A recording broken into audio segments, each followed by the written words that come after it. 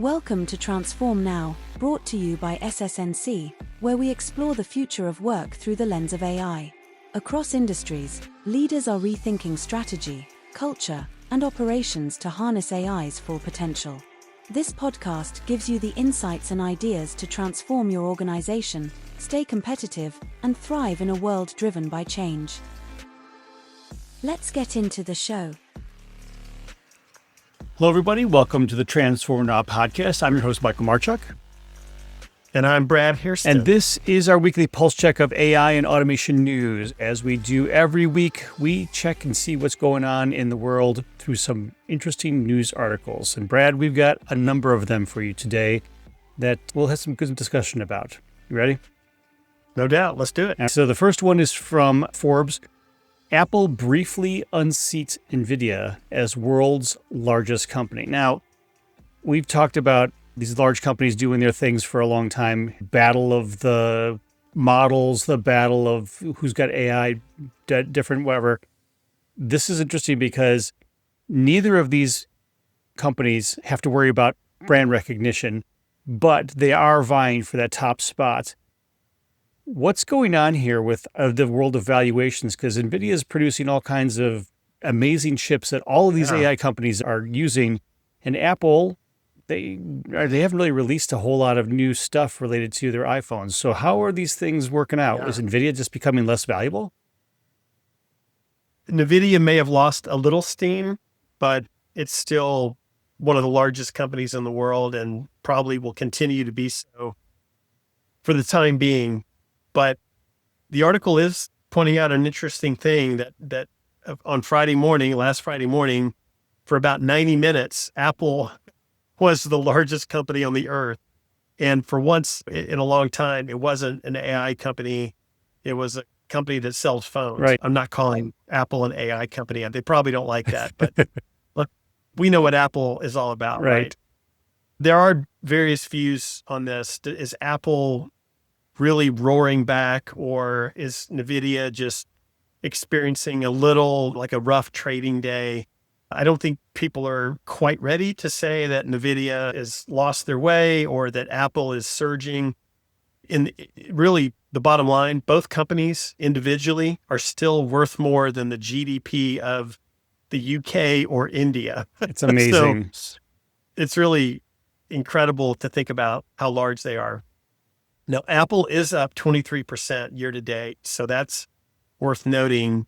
And they've been getting beaten up for years about being the laggard in AI, and just some have said they're not even making an effort to try to keep up with the other companies.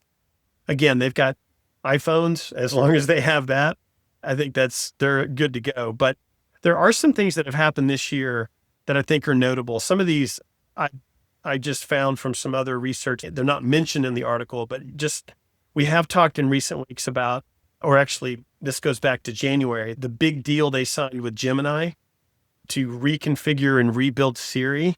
So that's, I think, significant. Reportedly, this is going to cost Apple about $1 billion a year. So they're paying a lot of money to get Siri back up to current day standards and to leverage Gemini underneath. So that was a big deal. They also had their largest acquisition behind Beats, the headphones company that they bought. Bought this company in Israel called Q.ai. This was also back in January. And they have a machine learning capability that specializes in interpreting speech from facial movements, like micro movements, which is pretty interesting. And you got to wonder, what is Apple looking to do? What are they trying to do with that? I'm sure it'll find its way somehow into their phones or what our phones are capable of doing. And then finally, and this is outside of Apple, but it had a huge impact on them. This month, China approved their cyberspace administration group, whatever that's called. They approved Apple's AI services in China.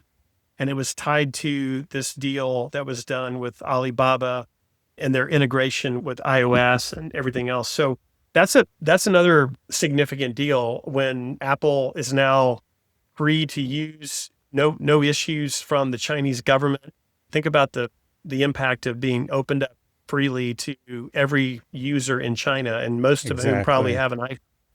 That's a pretty big deal. So a lot of positive momentum for Apple, and possibly all of that combined is giving them a little nudge and allowed them for 90 minutes to be the most valued company in the world. Maybe it'll happen again, but if you blinked, you missed it last week. Right. And I think what we're seeing here is that the earnings, and we've seen a bunch of earnings, and we're not going to make this a business call, but the idea behind it is a lot of the earnings that we've seen, even if the manufacturers like NVIDIA says, we're going to go 500 times earnings what we made last quarter. We just signed a $46 trillion deal. Wall Street is getting a lot more unimpressed with massive growth out of these things, which interesting. They factored that number in already to the way that these stocks, but the growth is amazing for all these organizations, and yet their stock isn't moving quite as much. So I guess it's one of the things you get ho hum. They're only growing at 10,000% a month as they always have been. So anyway, let's move on. Yeah. Our next article is from Reuters. It's called China's Moonshot Unveils World's Largest Open AI Model Closing In on U.S. Rivals. Now, if you haven't heard, Kimi K3 was released with 2.8 trillion parameters, which is the largest model in the planet at this moment in time. And they are bringing this out with some pretty substantial performance as well. So how are the rest of the organizations, the frontier models, handling this news? I think it's making waves. It's getting their attention for sure. Now, we need to define open weight model because it's different than open source model. Right. Open weight is where the trained parameters, which are often called weights, are published for anyone to download, to inspect, to run themselves, as opposed to only being accessible through like a hosted API. So that is what Kimi 3 or Kimi K3, sorry, I got to get that right. That's what it is. It's an open weight model, and it's not only big, as you mentioned, 2.8 trillion parameters. It's 75% larger than the previous open source model that got released. And it only activates about 1.8% of its experts per token. So it's highly efficient. And I think that's what's getting the attention of the big frontier model companies more than the size of Kimi, the fact that it's so efficient. And they seem to be betting on their architecture, the efficiency of their architecture, more than they are just the brute force compute power. And especially in China, that makes a big deal because they're so chip constrained. It's like many other geographies, but especially China. They also ran some tests and they beat Claude Opus 4.8 and GPT 5.5 on several coding and agentic tasks. So that, I think, reinforced the fact that these guys are legit and they should be getting everyone's attention. So, but this is a real comeback story too for Moonshot, because if you recall, they got really hammered when DeepSeek released their first release, and they stole away Moonshot's user base. This is back in early last year. And so this release has really kind of put them back on the map. And I think it's fascinating. If they can get this kind of performance with this size of model, what do you think are the implications for the data center mass build out that's been going on for the past few years? Do you think those guys are rethinking their investments in that space? I'm not sure. The way I see all of this is, yes, you're going to be more efficient with the way that you process the requests and the way you do your training and the way you do your responses. That does open up for larger capacity then. So if you have the horsepower to be doing it on a large scale model at some cost, at some point you'll be able to do X number of more if you're more efficient, right? So I think it does bode well for expansion, because AI agents, as we know, are hungry little beasts, and they will chew up whatever resources you have available to be able to accomplish their tasks. So I think it'll be interesting to see how it works over time, because I think the closed source models from some of the frontier models here in the United States, they're amazing performance. That's fantastic. But I think understanding how they're optimizing these models could influence the way that the next generation of these very large closed source models are operating as well. So it'll be interesting to see how that works out. But our next article is talking through this a little bit more. This is from AI News, and it's titled Chinese Open Weight Models Are Cheap, which is like you talked about. Washington is deciding what that costs. So we just talked about the idea that these are lesser expensive models to operate, and this is offering some insights into the potential risks that it provides, or uncovers, I should say, for when governments are looking at capable models that don't necessarily need the latest, greatest chips to operate. So can you walk us through this article? Yeah. So not only is there a lot of buzz about K3, there's also some infighting going on around it. And in this case, this article talks about what's going on in Washington, D.C. So the loudest pushback against restricting this model is actually coming from David Sachs, the AI czar in the presidential administration. And he called out the former White House AI advisor for some restrictions and regulations that person is pushing for to restrict K3 and put some limitations around it, because David Sachs views it as a good thing. He views it as going to help continue to push the limits of what's going on around innovation in this space around AI. And so he really thinks that more companies, more individuals, et cetera, should have access to K3 and be able to take advantage of the efficiencies that it brings forward. And so he is actually pushing, I guess it's not unusual for anyone in the president's administration to push back on regulations, but he's specifically calling out any type of regulations that are against these Chinese models, and in this case, K3. I think that's interesting. The article also adds to the previous article we just talked about. It says that, let me read what it said. Open weight models went from handling about 1/9 of tokens on one major AI gateway back in April to now 29% by June, while representing under 4% of the spend. And it also mentions that even Microsoft is doing some testing with K3 to see if it can replace OpenAI and Anthropic models that are being used in Copilot. And they think savings for them could be up to $600 million. Yeah, it's pretty significant. This is a substantial bit of change there. Yeah, it's a substantial thing. So as we're talking about organizations making these considerations, these are providers making these determinations based on this. There is a lot at stake for these, and understanding how they work and how they could potentially offer the same level of response for a fraction of the cost is obviously very interesting for everybody involved, right? Yeah, it's very interesting. And again, oftentimes it gets said that the government in the U.S. is cozying up to the large frontier models and protecting them too much and doing deals with them, what have you. This actually flies in the face of that, because David Sachs, who is the AI czar, is actually critical of something that would slow down K3. And he's actually going so far as to say these regulations are going to be in favor of the big frontier AI model companies, and we shouldn't be doing that. We should be allowing for more competition and more innovation. So I think it's good, the stance that he's taking, and we'll see what kind of traction K3 can get in the U.S. and other world economies. Exactly.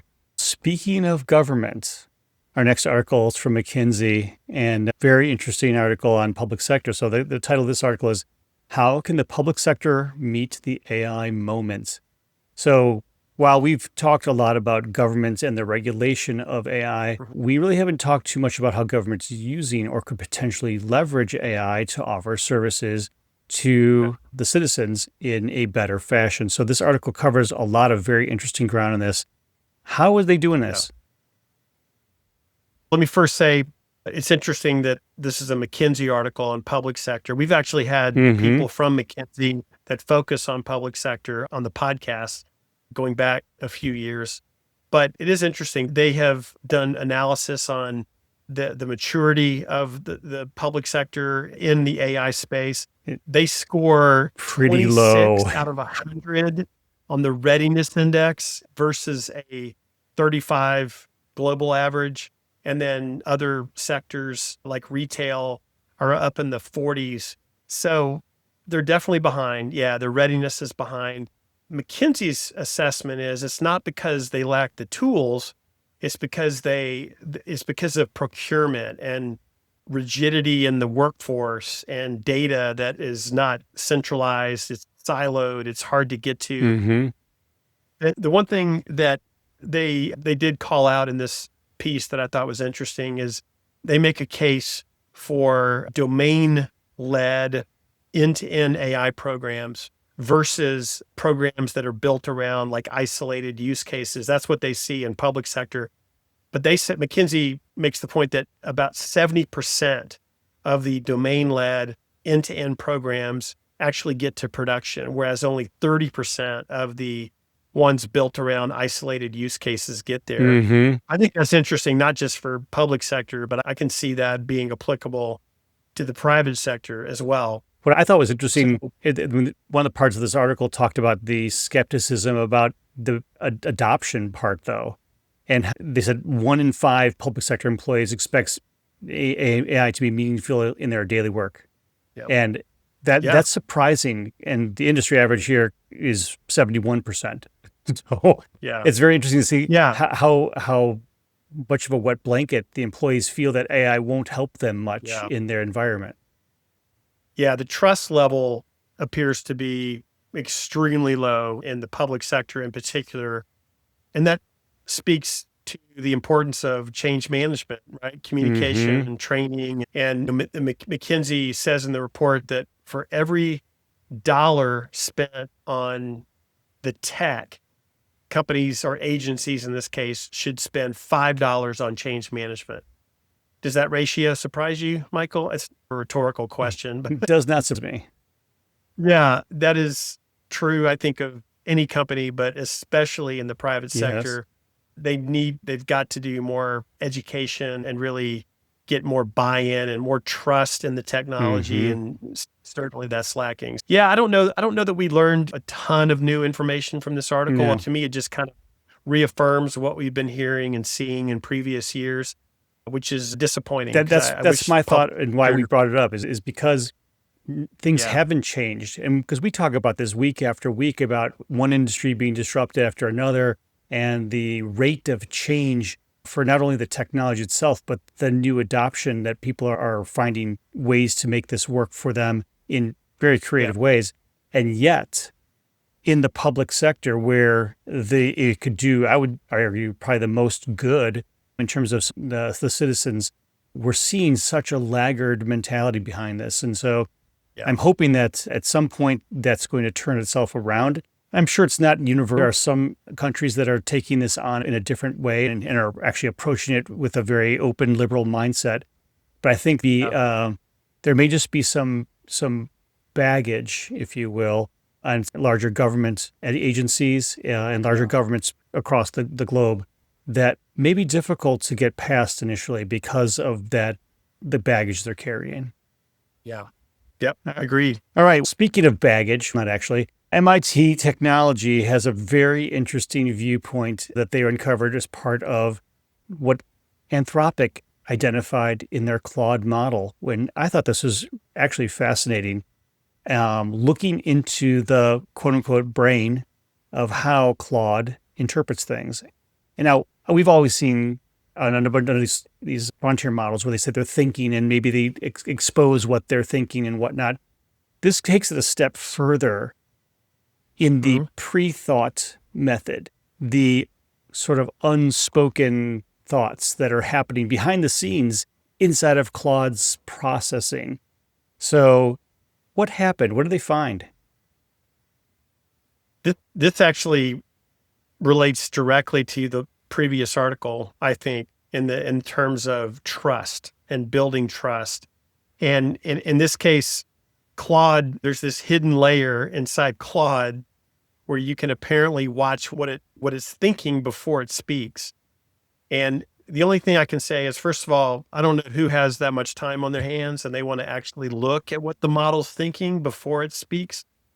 Certainly I don't. Michael, I know you don't, Well, but obviously a lot of bored people out there. Well, I think this was done by the researchers inside of Anthropic who actually wanted to know what was going on behind the scenes. Yeah. So it's kind of good that they had the time to be able to look at their own model to create this, they call it Jacobian lens or J lens to understand what's going on inside of the brain. Yeah, it is fascinating. So this Anthropic J lens is what they're calling it. It doesn't just show what word comes next. It surfaces the words related to what the model might say several steps down the road. So you get a preview of what it may say. And the idea is you might see it using words like panic or fate, or I need to create a point of view because one's missing.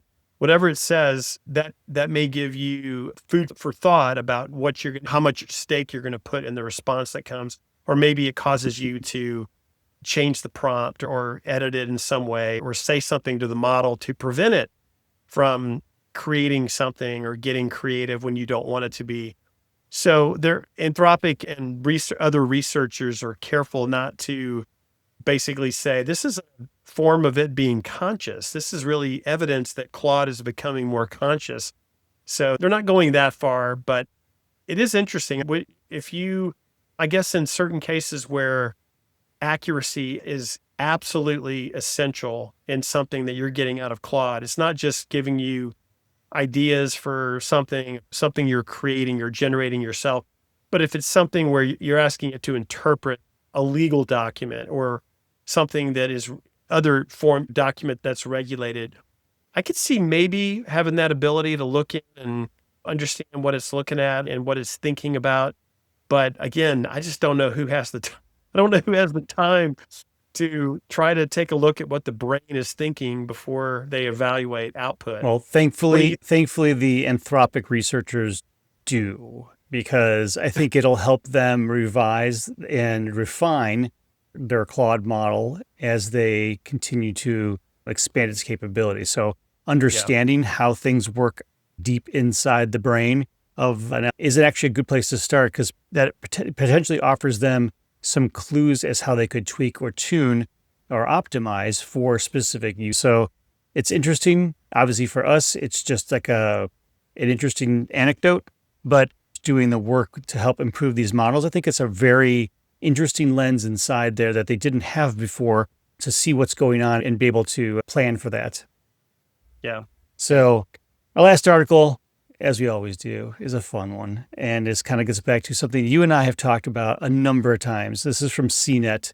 The article's titled, "You've probably watched one of the 300 titles on Netflix produced with AI." Interesting. What's going on here? Are we watching AI content and we just don't realize, Brad? Absolutely, we are. And we should expect it to just continue to increase every day, every year. It's really just a fact of life. It's essential for these movies many of them don't have constrained budgets, but for the average director out there trying to make a film, they do have to cut corners. They do have to be concerned about where they're spending their money. And so AI is going to continue to play a bigger and bigger role in that. Does that mean I get to see Tilly Norwood in the next movie? Well, using Tilly Norwood in place of a human actor is a totally different topic. We've talked about that one ad nauseum, but I think there are plenty of ways to use AI and to do it in a way that makes movies better. And I don't think we care. I don't think the average viewer sitting in a theater or at home watching a movie cares that this cool scene they just watched had AI involved in it. In fact, I went and saw the Odyssey this last weekend, and I've been watching a lot of clips and films talking about the making of the Odyssey, and they're making a huge deal that Christopher Nolan did not use CGI. He did not use AI in a lot of scenes that you would think he would have. And there's one scene when Odysseus and his soldiers basically come on this island and they're fighting this army of giant cannibals that come up upon them. And it's a really fascinating scene. These are huge giants that are fighting with them, and you see these little tiny Greek soldiers that are getting hammered. And the scene I saw talked about how Nolan did not use any CGI, no AI. He basically used 7-foot actors as the giants, and then he replaced Matt Damon and all the actors that were the Greek soldiers. He replaced them with 4'5" and 5-foot actors that all you saw was them from their backs. So you didn't know it wasn't Matt Damon, but it looks, compared to the 7-foot, it looks really impressive. It's like, wow, that's a giant. Now, knowing that it's interesting, but if you had not told me that, and you had told me that he used AI to make that scene look the way it did, I really don't care. I thought it was impressive. I thought it was a cool scene. So there's a whole philosophical thing around, do we appreciate films more? Are we going to go see films more emphatically because we know they're not using AI? I don't think so. No. I really don't. What I thought was, go ahead. Oh, go ahead. What I thought was interesting was the way that they described it. And I think this is getting to your point of CGI and things that we're kind of used to right now. We all know that the actor playing Thanos was not purple, right? We all know that the world that they were on didn't exist. In fact, most of the Marvel, they're filmed at a giant studio that's green screened. So all that, we're used to that. And we see those movies and we still are entertained by them all, right? So in our brains already know that those actors are not on some foreign planet trying to breathe non-existent oxygen, right? We watch it for the entertainment value. And I think the same things are happening here. What they mentioned in the article is talking about the fact that he said in many of the cases, productions would have left out key shots because they wouldn't have been able to them.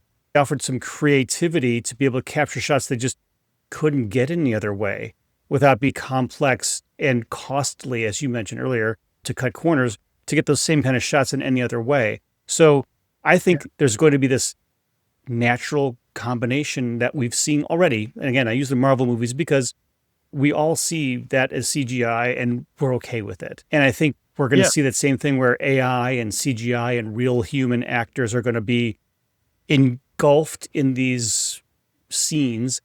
And we're not really going to care because we're looking and we're trying to absorb the story behind it and the interactions that happen. And while maybe behind the scenes, there are going to be some very interesting interactions with the way those shots are created or put together or leveraged using AI, we're not going to necessarily know or care because we're there to absorb the story. So I think it's great for creativity. Yeah, the ironic thing is the CEO, Ted Sarandos, he brought this up. 300 of their films used AI, hoping that this would make an impression upon shareholders. And look at how cost conscious we're being. We're using AI, 300 movies, and yet their stock fell 8% after they made this announcement. But it had nothing to do with AI. No. It's because they missed their revenue target. So that's all shareholders care about. Are you meeting our expectations?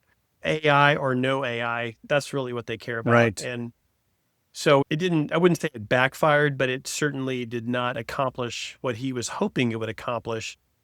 And it gives us something interesting to talk about. But I definitely think AI is here to stay. And as you said, elements of it have already been involved in big pictures and what have you. But I think we're going to see it even more.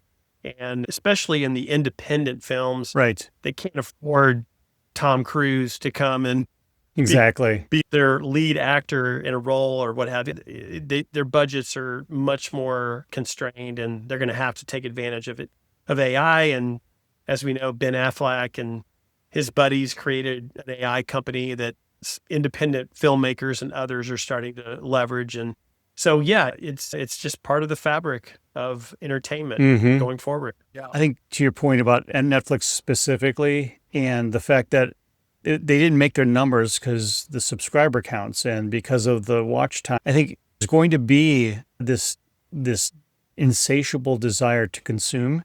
And Netflix is simply the delivery agent, right? So you take Netflix, any of these services are always looking for new content to be able to, on their platforms, to keep people on their platforms, especially in the ad-serving versions of which most people have, because they can serve more ads and therefore there's more revenue that's coming into it. So I believe this is going to be an ongoing type of thing. How can we make more interesting shots or create larger scale type of movies or series with less cost? And I think AI is going to come to the rescue to be able to produce more content. It's whether or not the Screen Actors Guild will fight it or embrace it, right? We can bet they will fight it. Likely. Not about it. Very likely. That's all we have for this week's Pulse Check. As every week, we have a great guest that comes in and provides all kinds of really interesting insights into a very specific topic that neither Brad or I can understand. That's why we bring another guest. So until next week, thanks for joining us on the Pulse Check. Thanks for listening to Transform Now, the podcast from SS&C. You can find all of our episodes on your favorite podcast channel, as well as YouTube.